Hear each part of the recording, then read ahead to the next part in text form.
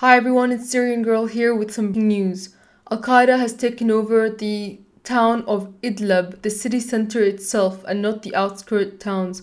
This would be the first time that Al-Qaeda has actually captured the heart of a city. But interestingly, instead of that receiving international condemnation, what you see in the media is almost a congratulations because it's a blow to the Syrian regime, as they call it. If I were to read some of the headlines of a Google search on Idlib, I get from Reuters, Islamist insurgents take parts of Syria's Idlib city. Notice there's no mention of Al-Qaeda in this headline, or any mention that it's Al-Qaeda that is taking over the city. This is from the BBC. Syria's crisis, Idlib captured by Islamist groups. Again, no mention of Al-Qaeda. Not only is the word Al-Qaeda not mentioned in the headline, it's not even mentioned in the article itself. It's just a complete whitewash of the events that are going on in Syria. And Al Jazeera calls them the Syrian rebels. How interesting. The Wall Street Journal even calls them the Syrian opposition. What better assurance is there that the Syrian opposition is Al-Qaeda than this? The only mentions of Al-Qaeda being the ones that take over the city would be from the Daily Mail. Qaeda allies seize Syria's Idlib in blow to the regime.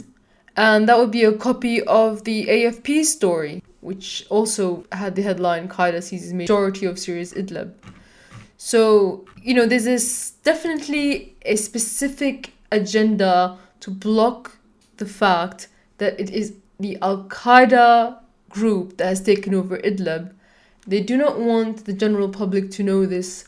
This is a story that they'd rather brush under the rug or paint as a Syrian rebel victory against the regime. Al-Qaeda's takeover of the town has caused thousands of civilians to flee as refugees. And I'd like to find out if the mainstream media is going to give this story the same kind of attention that it gave to the refugees that ISIS created when it took over a town of Yazidis. But instead of headlines like Syrians flee Idlib fearing Al-Qaeda's takeover of the town, we get Syrians flee Idlib fearing government reprisals. And residents flee Idlib fearing airstrikes from forces loyal to the Syrian President Assad. Again, no mention of the fact that the Syrians are running from Al-Qaeda that took over the town and that the Syrian military is fighting.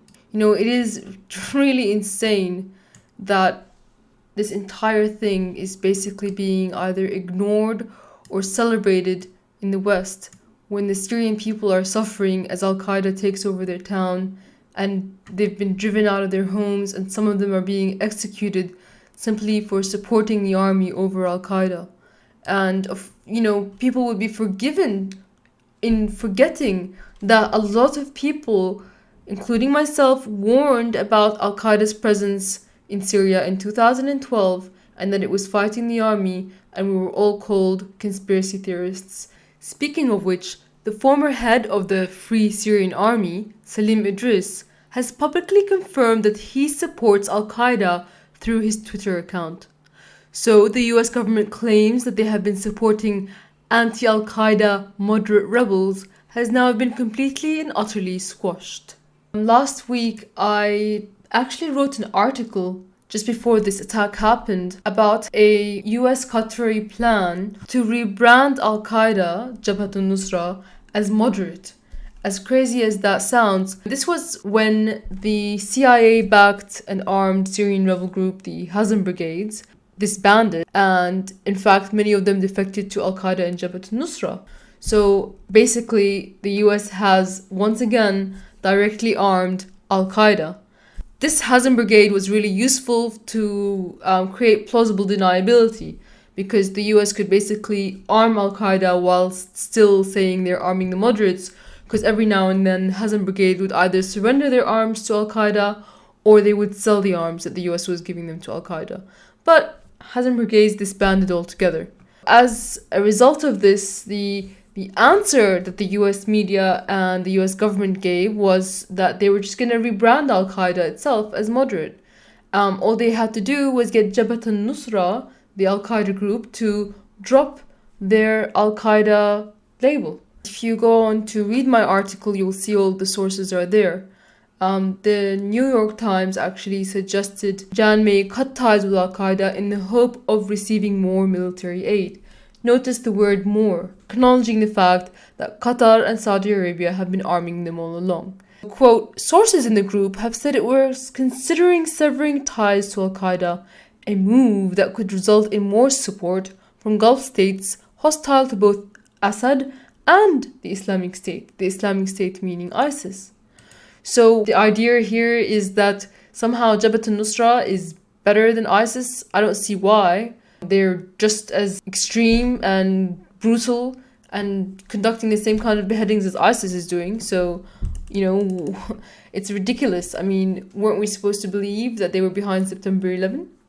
If we get to the BBC and read the analysis of Dr. David Robert, who suggests that Qatar funding and arming Al-Qaeda may be a good thing. The article is titled, Is Qatar Bringing Nusra Front Out from the Cold? He says, secondly, the Nusra Front has pledged to concentrate its efforts on removing Bashar al-Assad as opposed to attacking the far western states. Al-Qaeda has promised just to concentrate on removing Assad before they destroy America, so we can probably safely arm them. That's what Dr. David Roberts is saying. He goes on to say, on this point, Al-Nusra Front is aligned tightly with Qatar, which is also implacably against the Syrian government and fundamentally believes that the situation in Syria will only improve if Assad is removed, because an Al-Qaeda supporting vassal state really knows what's good for Syria. This is why Qatar is hoping to bring Nusra Front out from the cold. If the state can get the group to issue its Al-Qaeda affiliations and adhere to a broadly moderate Islamist platform, Qatar can officially commence with the Western blessing the supply of one of the most effective fighting forces in Syria. So acknowledging that Al-Qaeda is basically the main force fighting in Syria, and acknowledging that the US would bless Al-Qaeda if it just decides to, take off its Al-Qaeda shirt and put on a moderate shirt. Because that's all it takes, really. Unfortunately, Jabhat al-Nusra refused. They would rather keep their Al-Qaeda label than get any US or Qatari arms.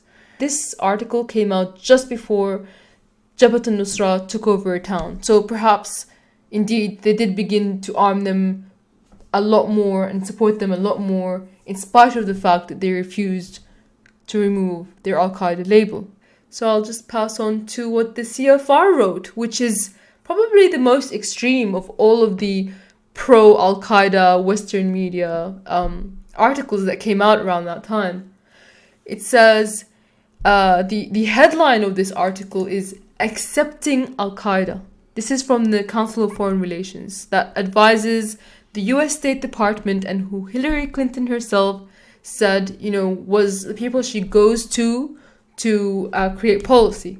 The Council of Foreign Relations advised that the US must keep Al-Qaeda afloat in order to contain ISIS. So you got to support one terrorist group in order to contain the other terrorist group, which, by the way, you also created. But unlike other articles, this CFR article doesn't even bother to try and say that Jabhat al-Nusra should lose the Al-Qaeda label. It just says that the American people and America should just accept Al-Qaeda as a necessary evil and just embrace it. Embrace the thing that they've been sending soldiers overseas to fight and die for the last decade. Just accept it. I mean, first it was East Asia, now it's Eurasia. Change the flags and don't question. Otherwise you'll be committing a thought crime.